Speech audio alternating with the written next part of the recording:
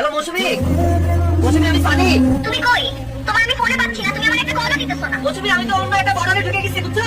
ওরা বলছিল 20 দিন লাগবে, এখন তো 30 দিন হয়ে গেছে, আর নাকি 10 দিন লাগবে। তুমি কোনো চিন্তা করো না মৌসুমী, আমি একদম ঠিকঠাক আছি।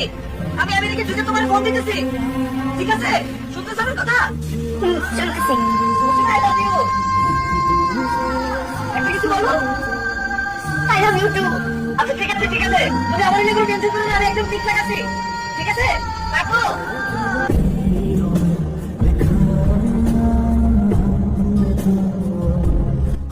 বুঝলি কেউ?